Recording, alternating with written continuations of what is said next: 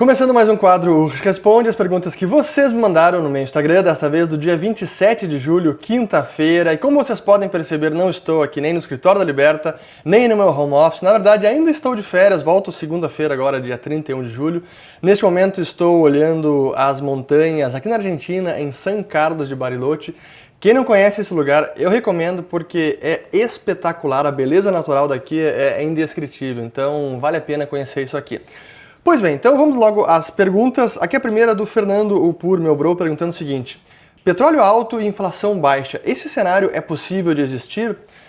Sim, é possível de existir se o petróleo está no nível de estabilização de preço. Sim que ele estacionou no patamar mais elevado, está ao redor de $80 o barril de Brent, mas não está em disparada. O problema para a inflação é quando o petróleo está subindo, porque isso impacta todos os seus derivados, combustíveis principais, gasolina, óleo diesel. Mas nesse momento que a gente teve, depois da guerra da Ucrânia, que o petróleo disparou para quase $140 por barril e aí arrefeceu, e nos últimos meses está relativamente lateralizando. E esse nível de preço alto, mas estabilizado, não contribui mais para uma inflação acelerada. É preciso acompanhar os movimentos futuros. Se porventura tivermos algum problema de produção, de oferta, OPEP cortando mais, a gente pode ver uma disparada no preço do petróleo e aí sim vai impactar a inflação novamente. Mas depois de estabilizar nesse patamar de preço, aí já não impacta mais os demais preços da economia porque houve uma estabilização do barril de petróleo e por consequência dos seus derivados. Aqui uma pergunta muito importante da Invest Like a Girl, perguntando o seguinte: quando saber que estamos errados numa tese e mudar a mão? Exemplo, recessão nos Estados Unidos.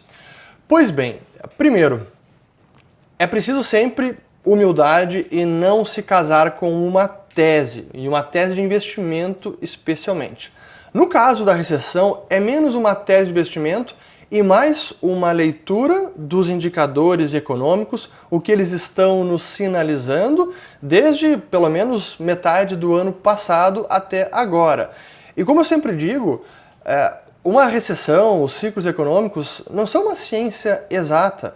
É preciso acompanhá-los, interpretar os indicadores, mas não quer dizer que pelo que ocorreu no passado, 100% de certeza que vai ocorrer no futuro. Não é assim que funciona, mas significa que há uma boa probabilidade que a história dos ciclos se repita. Então, quando a gente analisa os principais indicadores, a inversão da curva de juros que vocês já estão cansados de saber, produção industrial, gasto no varejo, indicadores de confiança dos gerentes de compras, assim, tem uma série de indicadores que vem mostrando uma deterioração. Não é uma calamidade ou uma contração forte, como foi na pandemia, mas há uma piora. Porém, nem todos os indicadores mostram uma piora. O principal deles, e que nessa semana que passou, que o Fed subiu os juros, até o Jerome Powell usou isso como justificativa, a taxa de desemprego está nos menores patamares dos últimos 60 a 70 anos. Tem a ver com a menor participação da força de trabalho, é um produto também da pandemia, isso é assunto para outro vídeo, mas a gente está vendo o mercado laboral que está relativamente restrito. Há uma dificuldade em contratar mais funcionários. E recentemente estava lendo, inclusive, uma matéria da Bloomberg, hoje mesmo que eu estou gravando esse vídeo, sábado 29 de julho, em que muitas empresas estão mais relutantes em demitir funcionários, mesmo percebendo uma piora nas vendas ou queda de volumes. Por exemplo, no setor de fretes e cargas, há uma queda no volume de vendas, e ainda assim preferem manter os funcionários porque sabem que o mercado laboral geral está com dificuldades de fornecer mão de obra. E às vezes acaba sendo mais custoso demitir um funcionário e recontratar e treinar um novo funcionário do que manter esse funcionário na folha, mesmo que não haja tanto trabalho para ele. Então, com relação à recessão que a gente está vendo agora, é uma possibilidade maior de um pouso suave. Para mim ainda não é o cenário base, ainda acredito que a recessão deve chegar talvez no fim desse ano ou mais para o ano que vem, mas não há uma certeza. Então, com recessão, é preciso acompanhar os indicadores. Economias na Europa já passaram por uma recessão, se é que já não estão em recessão. E só um parênteses importante, antes de responder também o restante da tese, como perceber que estamos errados e mudar a mão. Muita gente está usando agora a própria projeção do Fed, que agora não estão mais prevendo uma recessão. O Jerome Powell falou isso na coletiva de imprensa logo depois da decisão de política monetária, que foi na quarta-feira, dia 26 de julho. Agora, quando a gente volta lá atrás, o próprio Ben Bernanke, em janeiro de 2008, dizia que o Fed não previa nenhuma recessão e a economia americana já estava em recessão, porque a cronologia, a datação de início da recessão naquele período foi em dezembro de 2007. E o Ben Bernanke, que era o presidente do Fed na época, dizendo não, a gente não previa nenhuma recessão. Então, não é tão simples, claro que os ciclos início e fim de recessão são datados a posteriori, porque é preciso aguardar os indicadores também, mas agora, assim como em boa parte da história, eu não costumo levar muito a sério as projeções de bancos centrais, inclusive a do Fed. Agora, realmente respondendo a pergunta sobre como mudar a mão. Se você tem uma tese de investimento que está casada com a previsão de recessão, talvez é preciso mudar. Ou ajustar a tese, ajustar o tamanho da mão, ajustar a alocação é uma forma de tentar navegar e adequar a mudança de cenários. A forma que eu gosto de investir é me favorecendo ou me beneficiando de qualquer que seja o cenário econômico. Se houver uma recessão, eu vou me beneficiar dela, os meus investimentos vão se beneficiar, mas se não houver uma recessão, ainda assim, eu vou ter uma boa performance na minha carteira. Essa é a ideia da exposição antifrágil. Você tem mais a ganhar do que perder. Então, se o evento for mais adverso, não vai me impactar tão negativamente assim. É dessa maneira que eu prefiro orientar os meus investimentos e assim fazer a alocação de carteira. Mas às vezes é preciso reconhecer que você errou e pronto, faz parte do jogo e aprender com os erros. Para mim, um dos meus maiores erros recentes, e tenho vídeos e artigos sobre isso, foi a previsão de que o Fed não subiria os juros. Errei completamente. Achei que ele manteria os juros nos patamares de 0 ou 1% no máximo, e jamais imaginei que fosse subir para 5,5%, que foi a decisão da última quarta-feira. Não estava no meu cenário e tive que reajustar. Já expliquei os motivos pelos quais eu errei, e principalmente teve a ver com a inflação também mais alta do que eu imaginava. Por mais que eu previa uma inflação, escapou até da minha projeção de alta de inflação, mas cá estamos e faz parte. E é preciso assumir o erro e entender onde nós erramos e assim ajustar as velas e ajustar também na sua alocação de carteira. Acho que é isso. E assim, com investimento é preciso ter humildade sempre. E às vezes você vai errar e tem que saber aprender com os erros e assumir quando você errou e assumir publicamente, como eu cansei de fazer, especialmente nesse caso do Fed. Pois bem, acho que eu respondi tudo. Qualquer coisa vocês podem comentar aqui embaixo. Aqui do Diego Montzel. Boom creditício artificial a partir de 2025 sem Roberto Campos Neto. 2026 Lula reeleito e bancões bombando. É um cenário possível, acho que é cedo para dizer, porque depende muito da conjuntura internacional e, na maior parte das vezes, o ciclo global tem até mais relevância do que o ciclo local, mas é possível sim um cenário de mais crédito na praça, estímulo maior dos bancos públicos, não apenas Banco Central, mas bancos públicos também, e isso favorecer um ambiente econômico mais próspero, mais um voo de galinha, como a gente sabe, dura pouco, mas pode ajudar numa eleição. Então, é um cenário possível, mas acho que ainda é cedo para fazer um prognóstico mais preciso. Aqui do Gusleo Costa. Poderia explicar como na prática o Banco Central define a taxa de juros no Brasil e nos Estados Unidos, na Europa? É uma ótima pergunta. É preciso primeiro começar dizendo que taxa de juros é um preço, é o preço do tempo, é a razão de troca entre bens futuros e bens presentes. E como qualquer preço no mercado, ele é definido pelas forças de oferta e demanda. Por mais que haja um Banco Central interferindo e tabelando este preço, ainda assim é um preço definido no mercado, porém nesse caso muito manipulado. E como é que o Banco Central manipula a taxa de juros? É preciso fazer aqui define até um período de tempo das eras de política monetária, porque até a grande crise financeira de 2008, a forma que o Banco Central definia os juros, começando pelo Fed, e no caso brasileiro era praticamente a mesma forma, existia o chamado nível de reservas, que é o quanto de encaixe, o quanto de dinheiro que os bancos precisavam manter depositados junto ao Banco Central, para fazer frente ao chamado compulsório ou requerimento de reservas ou encaixe.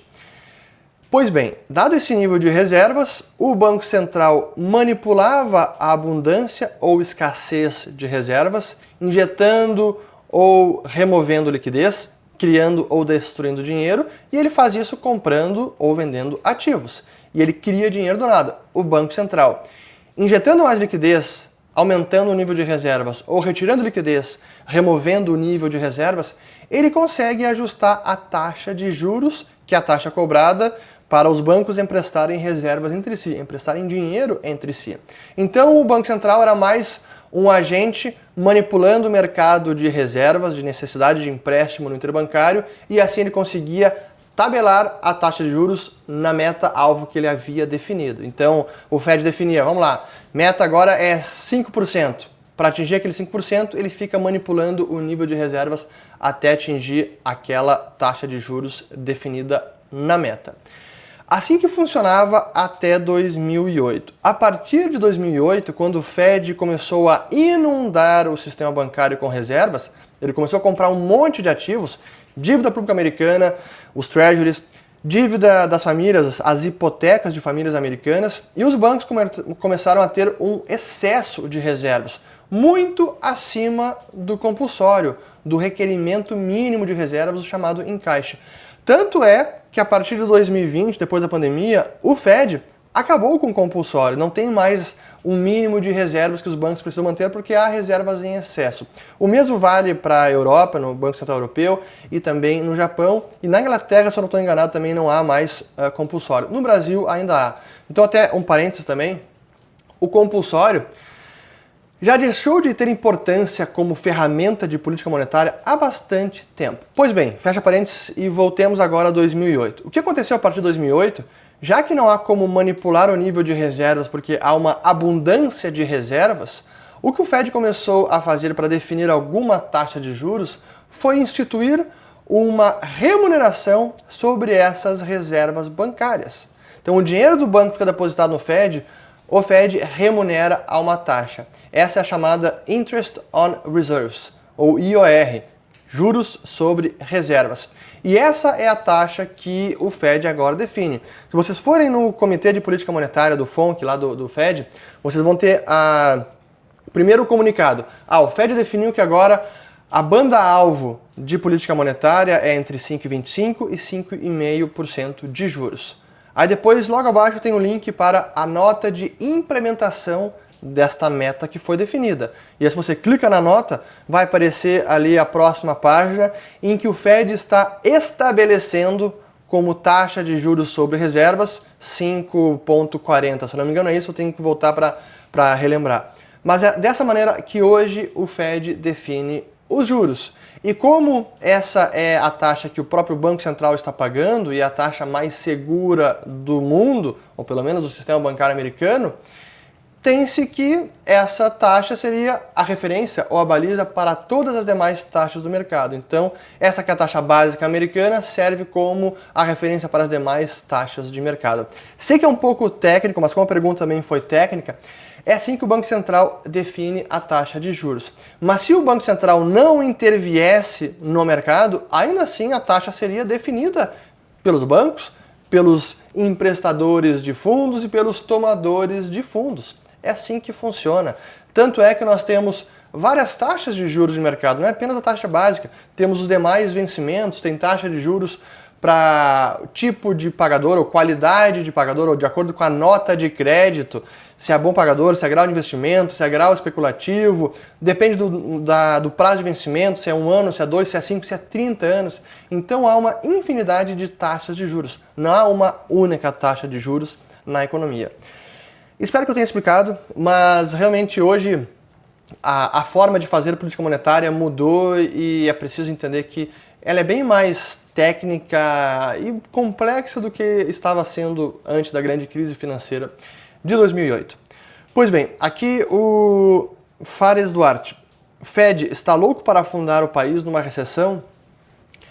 Eu não diria que está louco para isso, mas o Fed, ele, assim como o Powell tem falado em todas as reuniões, ele não quer reduzir a taxa de juros antes de se assegurar que a inflação está convergindo para a meta. Agora, essa semana, a gente teve a divulgação do PCE, que é o Personal Consumption Expenditures, e o índice de preços baseado nesse indicador, que é o preferido do Fed, não é o CPI, que é mais similar ao nosso IPCA. E esse PCE também mostrou a inflação cheia em 3,2% e o core, que é o núcleo, em 4,1%, bem acima dos 2%. Então o Fed ele vai manter essa postura mais rígida, de juro elevado, até se certificar de que a inflação está convergindo para a meta.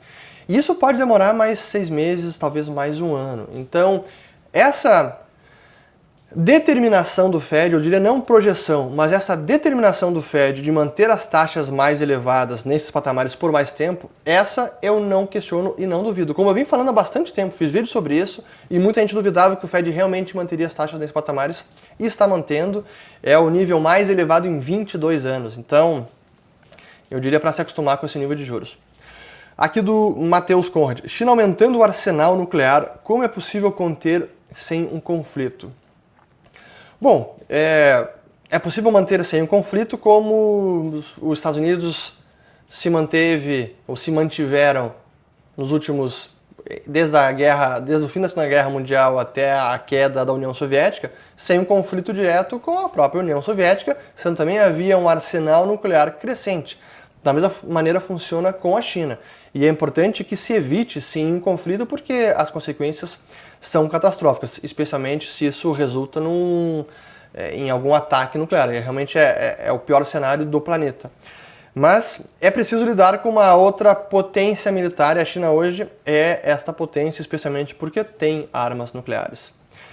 Aqui boa pergunta, do SR Galete. Banco do Japão, controle da curva de juros, o que esperar? Pois é, essa foi a sacudida que o Banco do Japão deu nos mercados nesta semana, porque, surpreendendo muita gente, ele anunciou uma sutil flexibilização na sua política monetária, que já tinha sido flexibilizada no ano passado, quando mudou o teto para o rendimento do título do Japão de 10 anos, que estava em 0,25%, dele aumentou para 0,50%. Isso já foi uma surpreendida no mercado. E agora, mais uma vez, ele disse que vai tolerar um aumento até 1% mais ou menos. Então ele está flexibilizando o controle da curva de juros. É uma sinalização importante de que o último banco central importante do planeta está jogando a toalha relutantemente e vai parar de ter essa política monetária que é ultra estimulativa. Especialmente quando a gente nota que no caso americano as taxas estão bastante elevadas. Então o diferencial ele é enorme. O diferencial das taxas globais, desde a taxa básica até os vencimentos mais longos, ele está muito elevado em relação à economia japonesa. Então isso exerce uma pressão forte sobre a moeda japonesa, sobre a economia do Japão, sobre os mercados. E se o Banco do Japão sinaliza que ele vai flexibilizar e pode flexibilizar ainda mais, isso significa que as taxas lá vão aumentar. Se as taxas lá aumentam, significa que os japoneses podem repatriar recursos para voltar a investir no mercado de crédito e renda fixa japonês, tirando o dinheiro do restante planeta, que pode impactar mercado de ações e também mercado de renda fixa. Especialmente porque os japoneses são um dos maiores investidores no mercado de renda fixa dos Estados Unidos, da Europa, até mesmo do Brasil. Eles têm cerca de 7% da nossa dívida pública. Então os japoneses investem no mundo inteiro. Essa é uma daquelas consequências dos desequilíbrios macroeconômicos, ou o que a gente viu desde o fim de Bretton Woods até agora, em que, se por um lado os Estados Unidos são os maiores devedores do planeta, olhando pela posição internacional de investimento líquida, Estados Unidos como nação tem muito mais dívida a favor dos residentes do que ativos no estrangeiro. Quando a gente olha a posição internacional de investimento líquida do Japão, ele é um dos países mais credores do planeta. São trilhões de dólares de ativos no exterior. E é uma posição muito superavitária. Então significa que quando há essa alta de juros no restante do mundo, os japoneses, o Japão, mesmo com um déficit na balança comercial, acaba tendo uma conta corrente superavitária. E se a gente olha dos últimos quase 40 anos, o Japão tem tido consistentemente uma conta corrente superavitária. Antes por uma balança comercial superavitária, depois, mais recentemente, por conta do acúmulo de ativos ao longo desses anos, produz uma conta corrente superavitária, não pela balança comercial, mas pela balança de renda, porque os japoneses oferem muitos lucros e dividendos no exterior. E é o que a gente está vendo agora. Só que esse cenário macro, ele pode ser revertido no momento em que os japoneses decidem vender ativos no estrangeiro, repatriar esses recursos para investir no mercado local, que vai fortalecer o iene e vai fortalecer o mercado local e pode resultar negativamente nas demais moedas, nos demais mercados, nos demais títulos no mercado de crédito no restante do mundo. Que foi o que a gente viu nessa semana. No dia que houve o anúncio, deu uma sacudida no mercado, as ações caíram, treasuries dispararam, o rendimento subiu, e é o efeito que a gente vê. Eu fiz 2 vídeos sobre isso no ano passado. Quem não assistiu, eu recomendo que assista, porque foi bem completa a análise sobre o que estava acontecendo com o Japão e como esse era o trade do século, o trade mais importante do momento. Só para fechar essa resposta, para ficar bem completa, um dado que a gente via que isso poderia acontecer logo, é que as apostas contra o iene japonês estavam novamente batendo recordes nas últimas semanas. Ou seja, complacência, o mercado apostando cada vez mais que o iene ia se desvalorizar, sendo que já estava em 141 novamente. E agora é o Banco do Japão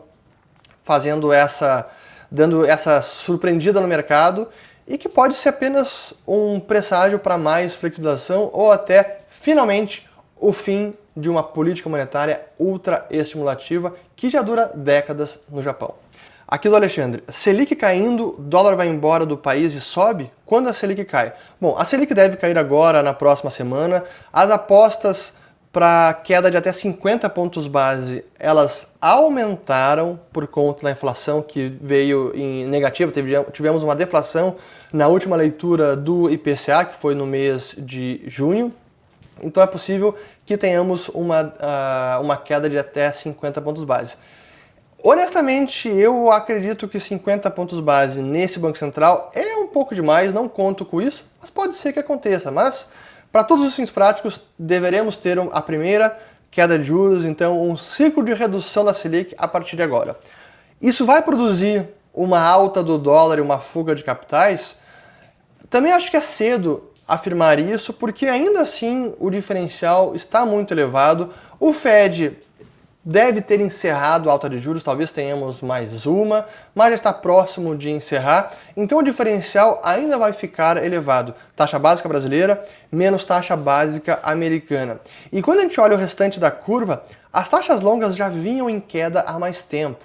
Então imaginar que esse ciclo de redução da Selic vai diminuir muito o carrego, não acho que é verdade. Então, no curto prazo, eu não vejo o real se depreciando, a taxa de câmbio subindo muito por conta do início de corte de Selic. Agora, se chegarmos no fim do ano com uma Selic muito mais baixa do que se está prevendo agora, do tipo mais para 10%, aí podemos ver uma alta na taxa de câmbio. Mas é preciso aguardar, acho que ainda podemos ver mais quedas na taxa de câmbio, o que, na minha humilde opinião, significa janela de oportunidade. A gente vem falando isso há bastante tempo, quando voltou a cair abaixo de 4,90, 4,80, é oportunidade. Não acho que esse câmbio vai sustentar nesses patamares por mais 2, 3 anos, até porque a partir de 2025 teremos um novo banqueiro central, possivelmente Gabriel Galípolo, já fiz vídeo sobre ele aqui no canal. Aqui do SR Galete novamente, conseguiram o soft landing ou vai dar zica mais pra frente?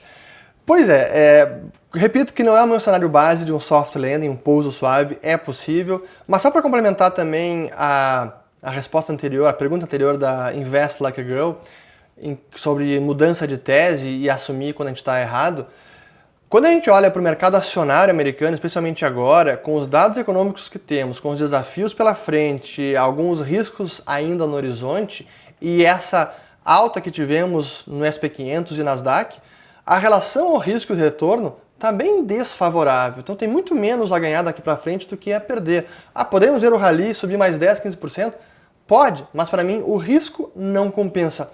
Especialmente quando hoje temos renda fixa em dólares acima de 4, 5%, de boas empresas, boas pagadoras, com ótimos negócios e bons balanços. Então, o cenário para mim não é tão favorável para mercado acionário. Não no curtíssimo prazo. Aqui do Matheus Buono. Acumular e girar pouco a carteira, esse é o buy and hold, você segue? Eu sigo para parte da carteira, não para ela como um todo.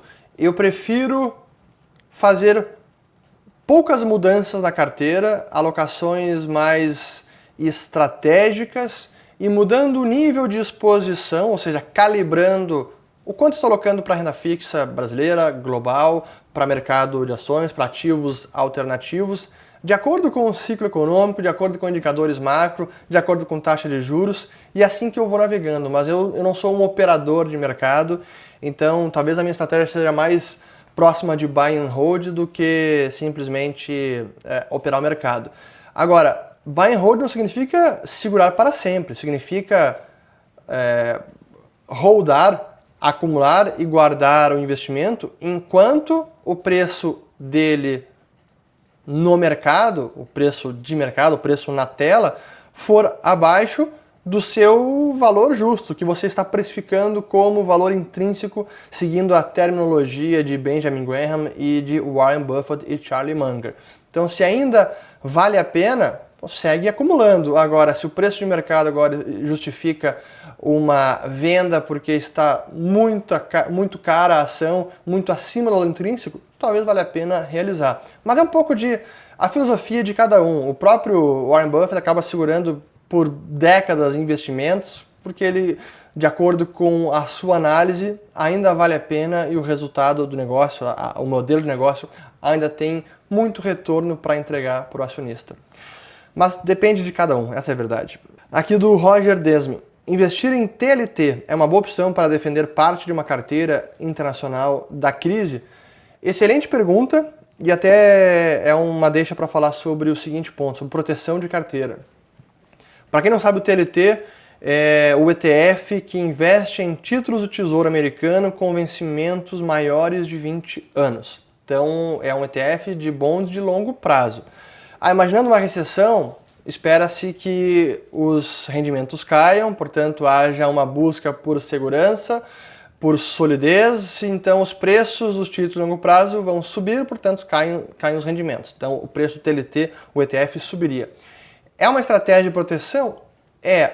Eu não gosto muito, eu não gosto de proteger carteira apostando na direção de treasuries longos ou de dívida soberana longa, porque pode ser muito errática e muito volátil. Eu não gosto disso, tem investidor que gosta muito dessa estratégia, mas nesse momento em que o mercado está levemente tomado de uma euforia, basta olhar os indicadores, por exemplo, aquele do medo e da ganância, o Fear and Greed Index, está ali em extrema ganância. Então subiu muito o mercado está mais complacente, comprimiram os spreads, os diferenciais de dívida especulativa e de grau de investimento, dívida soberana. Então há uma complacência maior, uma expectativa do mercado de investidores que esse rally possa perdurar e que estão, digamos, subestimando os riscos no horizonte. Isso significa que neste momento o custo do hedge, da proteção de carteira, está mais baixo. Então pode ser um bom momento para falar com o seu assessor, seu corretor, se não é hora de fazer alguma proteção de carteira, comprando puts, enfim, usando alguma estrutura um pouco mais sofisticada para proteger a sua carteira de ações de um risco nos próximos meses ou próximas semanas. Então, averiguem isso porque pode ser um bom momento para fazer hedge. Aqui do BN Mário. Na sua visão, por que governos brasileiros insistem em política de subsídios em alguns setores? Pois é, isso é uma política de retrocesso que vem sendo tentada há tantos anos e é difícil tirar essa crença da cabeça de políticos, até mesmo da sociedade brasileira como um todo, que é preciso proteger, subsidiar alguns setores, quando na verdade isso acaba atrasando. O setor automotivo é o melhor exemplo de um setor que acaba não sendo competitivo e tem proteções ou subsídios há décadas. É sempre a indústria nascente que já virou anciã. Mas enfim, cá estamos. Então é uma questão de cultura, de mentalidade, e somente as ideias vão conseguir iluminar as mentes de que essa não é a política correta. Mas isso acontece em vários locais do planeta. Na Argentina, onde eu estou agora, isso também acontece. Há muitos subsídios para vários setores. Na Europa tem subsídio para o agronegócio. Na Suíça tem subsídio ou proteções para o setor também de carnes produzidas domesticamente. Enfim, cada país acaba tendo algum nível de protecionismo e de subsídio para indústrias ou setores locais. É difícil a gente ver realmente um livre comércio e o fim completo do mercantilismo e do protecionismo. Ainda há algum nível dessas políticas em vários países, mas nos países latino-americanos, no Brasil em especial, a gente tem muito disso ainda. Mas seguindo, aqui do Denis Ikeda, inflação japonesa acima da América. Mais uma vez os austríacos tinham razão? Boa pergunta. Vamos lá. De fato, a inflação do Japão está em 3,2%, que foi divulgado agora a inflação de junho. Os Estados Unidos está em 3% pelo CPI. Então, a inflação do Japão acima dos Estados Unidos. E é algo inédito dos últimos 20, 30 anos. Às vezes acontece. Agora, para mim, sim, os austríacos têm acertado nas suas previsões com relação à inflação, com os problemas dos estímulos agora da pandemia. Para mim esse foi um grande acerto dos austríacos, mas os austríacos, via de regra, erraram com a previsão de inflação ao consumidor pós-grande crise financeira de 2008 e todas aquelas políticas de estímulo monetário do quantitative easing, afrouxamento monetário. Mas sim, via de regra, os austríacos acertaram mais uma vez. Ainda do Denis aqui, sobre o Japão também, que está flexibilizando os JGBs, Japanese Government Bonds, de 10 anos, até 1%. E será essa saída, a saída será flexibilizada cada vez mais? Entende-se que sim. Enquanto as taxas de juros se mantiverem elevadas no restante do mundo, isso exerce uma enorme pressão para o Banco do Japão. Então ele talvez seja obrigado a flexibilizar ainda mais. Ou vai acabar vendo o iene japonês se depreciando demais. E aí causa mais inflação no Japão. Aqui do Mummy in Paradise, que usa cada nick. Enfim, cada nome de usuário. O pessoal nem fala mais nick. Nick é de nickname, de apelido. O pessoal não se usa mais agora, mas enfim. O que justifica a inflação no Reino Unido? Pois o Reino Unido acabou sofrendo com um choque energético muito maior do que o restante do mundo, até relativamente maior do que a Europa, se bem que o choque energético na Europa também foi muito elevado, gás natural, tarifa de energia elétrica, tanto o Reino Unido quanto a Europa foram muito elevados, e mais do que os Estados Unidos, e isso ainda está pressionando a economia inglesa. Então eu diria que essa é a principal justificativa quando se analisa os fatores que contribuíram para a inflação na ilha. Aqui do Johan PG. Apple seria equivalente à nossa VEG 3? Sempre estão caras, mas sempre crescem. Pois é, são ótimas empresas, diferentes, cada uma no seu respectivo mercado, mas são ótimos negócios e ótimas empresas, são muito bem geridas. E acho que essa é a parte bacana do capitalismo, do mercado, que as empresas se ajustam. E num cenário de recessão, não significa que todas as empresas sairão prejudicadas. Tem empresa que prospera e consegue navegar numa recessão. Bom, uma empresa como a Apple, mesmo numa recessão, ela consegue ter queda de vendas, ainda assim ter um baita lucro, ainda assim manter uma posição de caixa invejável, com dívida baixa, com geração de caixa forte. Assim, é um negócio muito robusto. Então as empresas conseguem se adaptar, e no caso da VEG é similar. Então será que está justificado, ou estão justificados os múltiplos que estão sendo pagos por essas empresas, ou pelos quais elas estão sendo negociadas? Talvez, porque elas seguem entregando. Aqui mais uma do Johan. Qual a sua visão, sua opinião sobre investir em ações de empresa em que você trabalha? Mais risco? Ótima pergunta. E isso vale a pena a gente refletir. Vamos lá. Se você está investindo na empresa na qual você também trabalha, você está aumentando a sua exposição ao futuro dessa empresa. Se ela for bem ou mal, você vai se beneficiar pelo seu emprego, pelos lucros que ela vai gerar, pela remuneração variável e também pela ação da empresa. Mas ao mesmo tempo é uma concentração maior de risco, porque se algo der errado, você também perde por conta do seu emprego e também na performance da ação. Depende muito da filosofia de cada um. Alguns empreendedores, investidores preferem concentrar toda a sua atenção, foco e risco e capital no mesmo negócio. Olha, por exemplo, o Guilherme Benchimol, um dos fundadores, principal fundador da XP Investimentos, ele prefere manter praticamente tudo na XP Inc., focando no seu negócio principal e, claro, que acaba concentrando o risco também. É muito de filosofia de investimento. Talvez valha a pena diversificar e não concentrar o risco, especialmente se você não tem um capital tão relevante assim ou não tenha uma importância enorme no futuro da empresa, não esteja numa posição de diretoria ou de sócio relevante, talvez valha a pena diversificar e não concentrar tudo na empresa que você trabalha. Mas é uma boa pergunta e, na verdade, cada um deve responder. Outro motivo que muitos empreendedores, como exemplo o Benchimol, concentra o risco e foca no negócio e investe mais ainda no seu próprio negócio, na própria empresa, é porque ele também domina a empresa, o diferencial que ela tem, as suas forças, as oportunidades e por isso tem confiança que consegue fazer a empresa prosperar e lucrar cada vez mais e entregar o resultado e valor para os acionistas. Então tem essa... Enfim, vale a pena pesar todos os argumentos. Aqui uma ótima pergunta do M4R10.W. Postman no IBGE, adeus credibilidade do IPCA? Pois bem, deixa eu até colocar o telefone aqui para baixo e responder essa. Vamos lá. É preciso separar a resposta em algumas partes.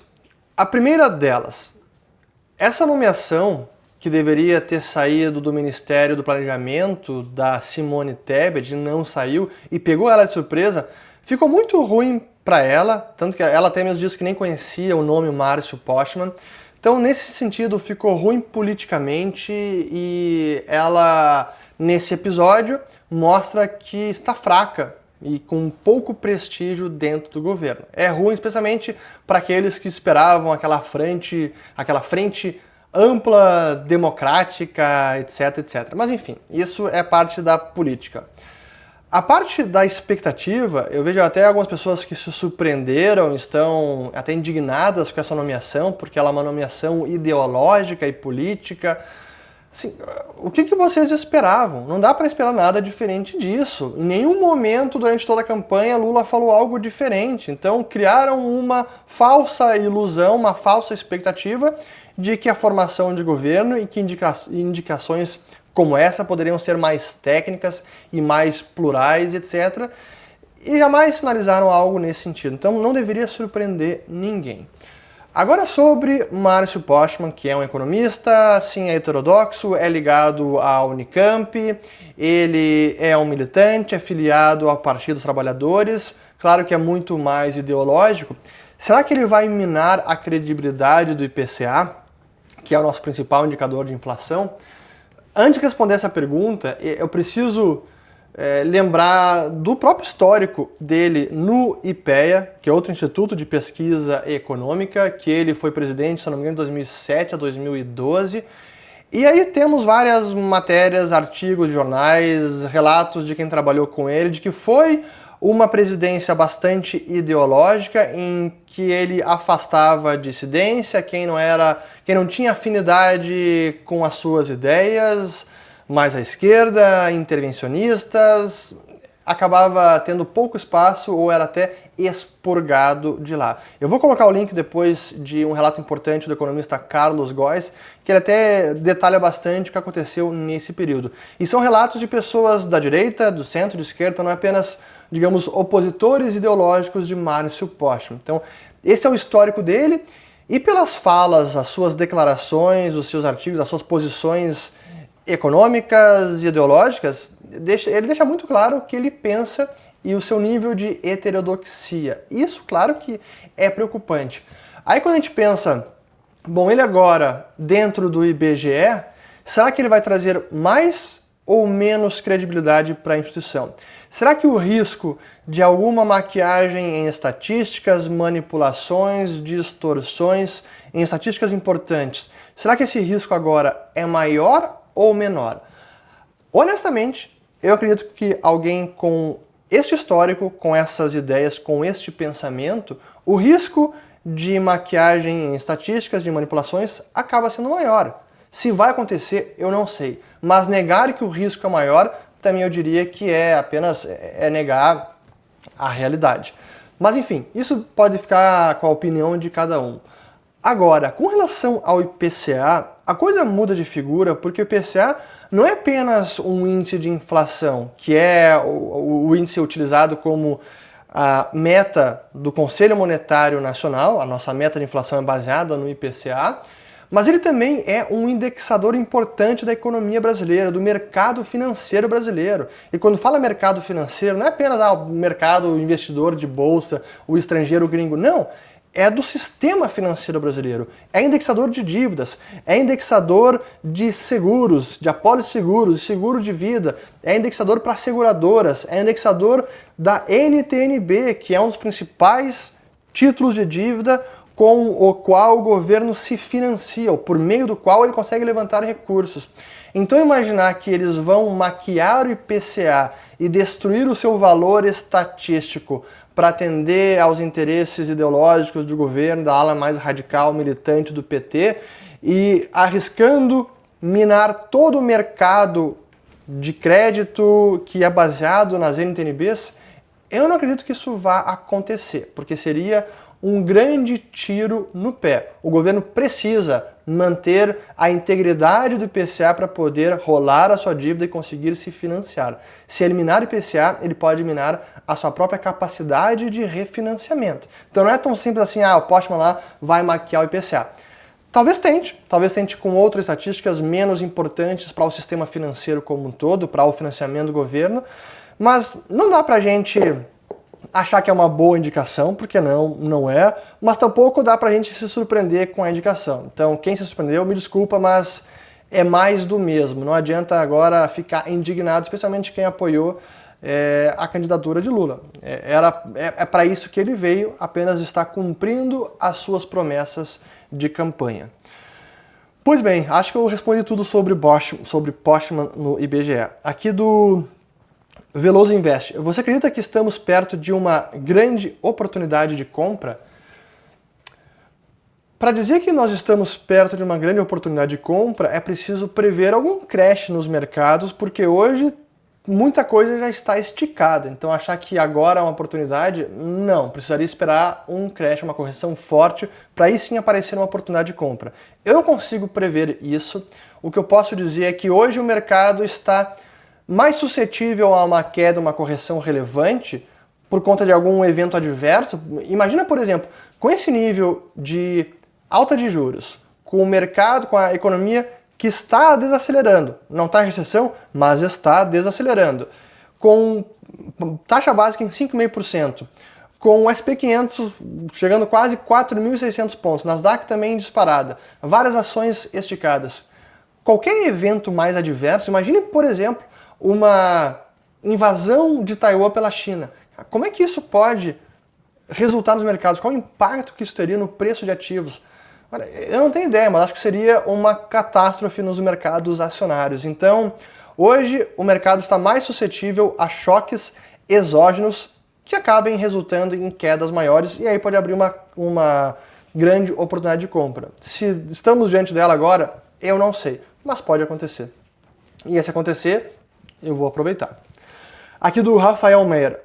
Mas vai responder perguntas até nas férias? Pois é, a gente precisa responder porque, primeiro, o YouTube acaba punindo quando a gente não produz com a frequência, com alguma frequência, e eu publiquei o último vídeo foi no domingo passado, eu tirei essa semana de férias, e realmente foi quase totalmente férias, eu fiquei bem fora do trabalho nesses últimos 5 dias, mas hoje, sábado, que é um dia bastante chuvoso, a família saiu, foi passear na cidade e eu preciso estar aqui produzindo e gravando as respostas para subir este vídeo para amanhã, domingo, 8 da manhã. Então, é difícil um youtuber como eu tirar férias por completo.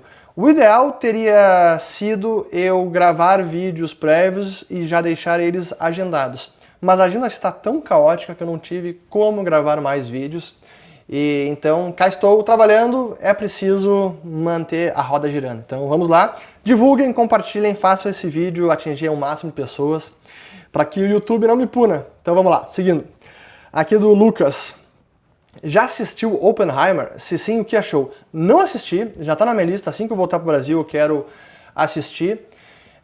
Deve ser acho que um filme fantástico, até porque é o Christopher Nolan, que é o diretor, e é um cara que conseguiu uma reputação e um nível de visibilidade, de reconhecimento pelo seu trabalho, em que agora os filmes que são dirigidos por ele não é nem o nome do ator que aparece na capa do vídeo. Isso é interessante, né? Aparece, por exemplo, Oppenheimer, Christopher Nolan, Oppenheimer. Então, o principal integrante da produção é o diretor e não um ator, como costuma ser. Por exemplo, Missão Impossível, tá o Tom Cruise como o principal protagonista do filme. No caso do Christopher Nolan, ele assumiu esse protagonismo. É interessante e realmente os filmes dele são fantásticos. Mas só falar do Oppenheimer, é impressionante porque eu estive em Hiroshima no ano passado. Eu estive no Japão, fiquei 3 semanas no país e visitei várias cidades e fui até Hiroshima, fui até onde foi o hipocentro da explosão da bomba atômica, e a bomba ela explodiu antes de cair no chão, é assim que funciona a bomba atômica, até não desconhecia esse fato. Mas eu estive lá e é triste lembrar desse episódio. A única coisa que eles mantêm lá, além do museu do memorial da bomba atômica e da guerra, é um prédio da prefeitura de Hiroshima que ficou em ruínas, mas parte da construção se manteve de pé e eles preservaram as ruínas desse prédio. É a foto talvez mais icônica de Hiroshima, mas cara, é um negócio surreal. Imaginar que hoje a gente tem bombas atômicas muito mais potentes do que essa que foi disparada, que explodiram em Hiroshima, depois em Nagasaki, cara, é surreal. Mas quero assistir, quem assistiu, comente aqui, sem spoiler, por favor. Vamos lá, aqui do Márcio Bernardo 86. Na sua opinião, qual a principal motivação, objetivo de ser pai? Boa pergunta. Até aqui 10 minutos, vamos lá. É bom de vez em quando responder essas perguntas. Assim, antes de ser... É muito difícil pensar sobre ser pai e como é antes de ser pai. É daquelas coisas que apenas sendo para realmente saber como funciona, quais são os sentimentos, o que vem na cabeça, como você muda, como a sua vida é transformada.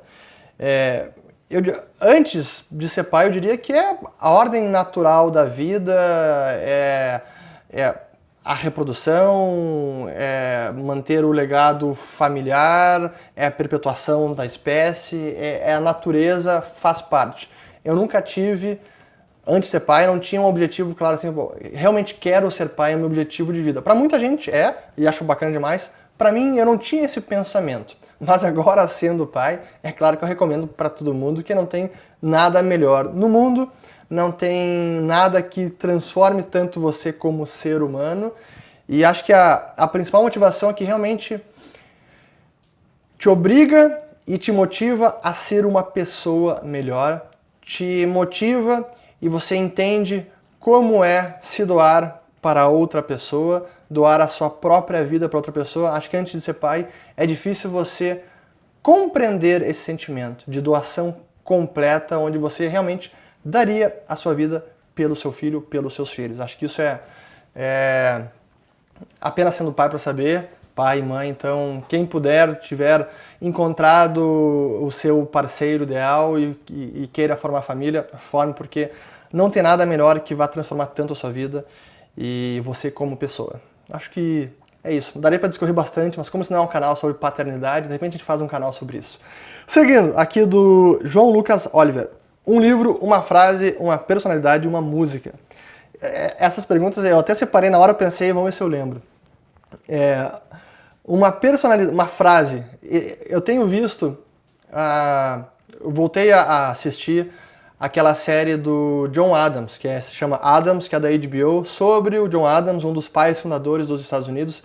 E já que eu voltei recentemente dos Estados Unidos e tive lá durante um 4 de julho, até fizemos um vídeo, ficou muito bacana, e fiquei com assim, uma grande frustração que foi um vídeo tão bem produzido, tão bacana e tão bonito, até foi emocionante, e que performou muito mal aqui no canal. Então se vocês não assistiram, assistam, porque é bacana.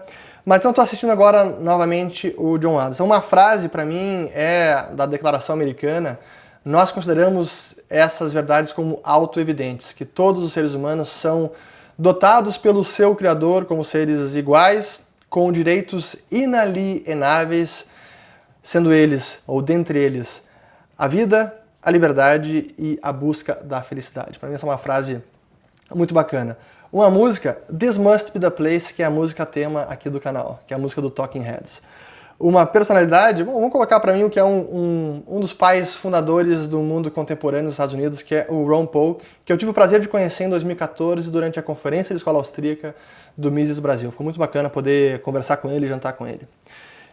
E um livro, acho que pode ser também o do Ron Paul, Liberty Defined, Definindo a Liberdade, que é uma série de questões do nosso tempo e que são interpretadas ou defendidas pela ótica de quem defende a liberdade e responsabilidade individual. Para mim, ele é um grande expoente do liberalismo no mundo moderno, Ron Paul. Seguindo aqui, deixa eu ver como tá de tempo, então, tá bem. Esse vídeo vai ficar longo, mas tem vários.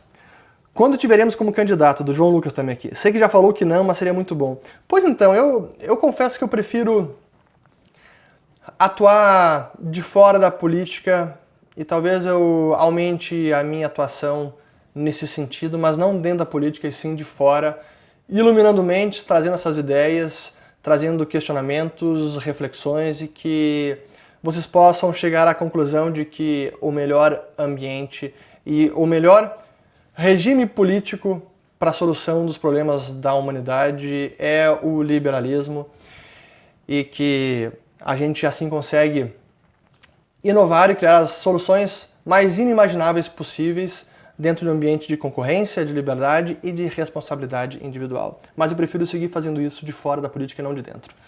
De repente pode mudar, hoje é assim que eu penso. Aqui do Kevin Jui.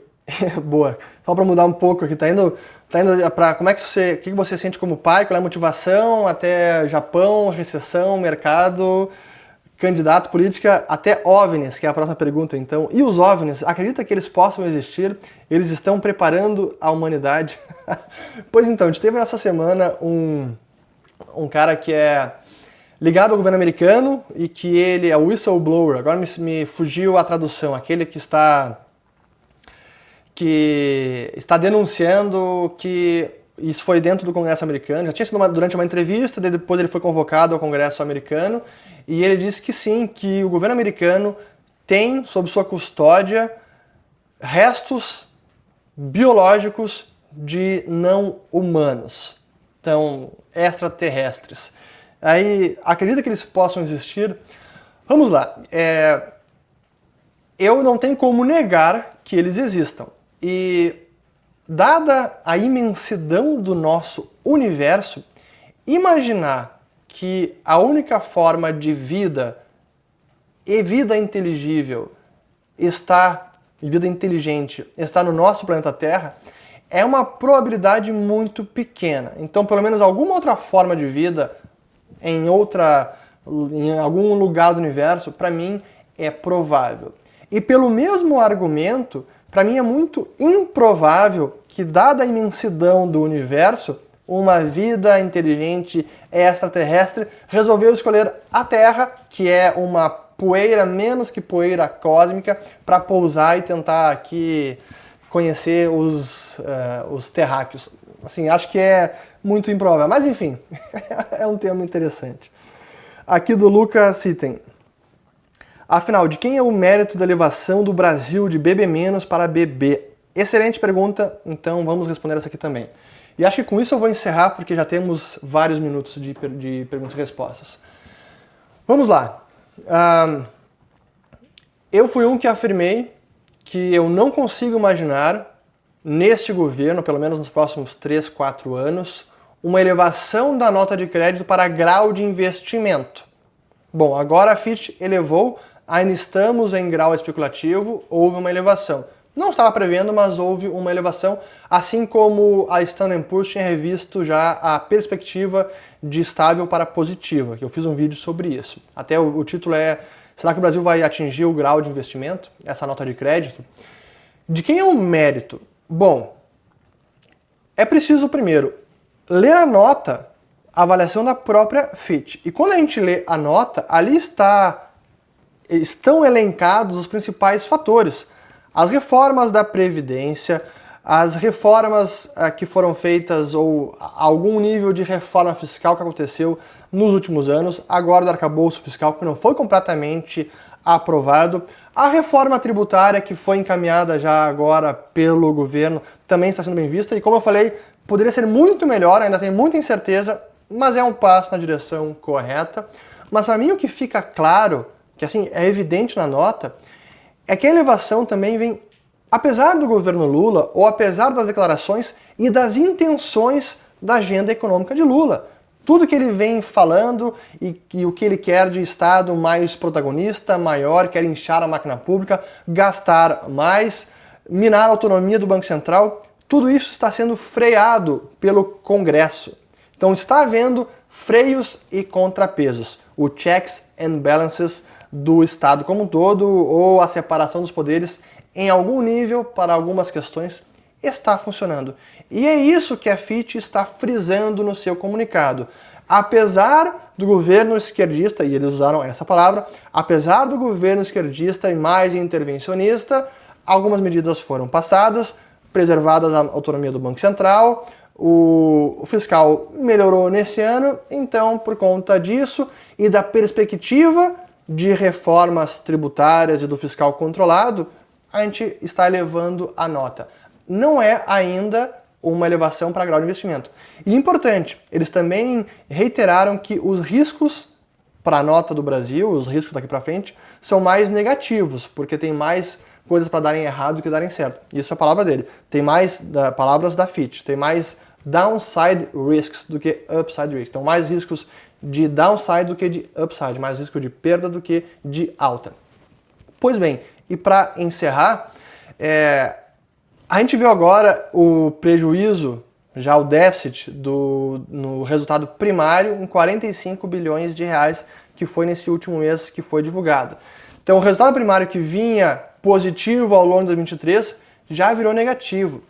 Então tem muita incerteza ainda, a atividade econômica teve uma retraída, isso é ruim para o fiscal, e achar que o Brasil agora já vai entrar numa rota de crescimento sustentável, com um grau de investimento e elevações sucessivas da nota de crédito, eu acho que é precipitado. E leiam na íntegra o comunicado da Fitch, assim como o Standard & Poor's.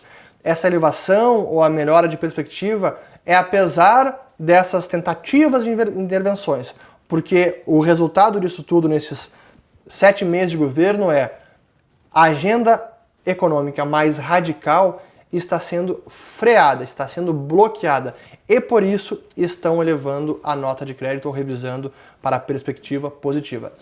Espero que tenha ficado claro, comenta aqui abaixo o que vocês estão achando, semana que vem eu volto já de volta ao trabalho, ao cenário principal, home office, home studio, escritório da Liberta. Qualquer dúvida, comentem aqui abaixo e espero que tenham gostado, compartilhem, se inscrevam no canal e façam esse vídeo chegar a mais pessoas o quanto mais possível para que eu não seja tão penalizado pelo YouTube. Um bom resto de domingo para todos. Eu estou esquecendo o que eu vou falar. Desfrutem com suas famílias, com seus amigos e espero que tenham lavado as louças e até o próximo. Valeu!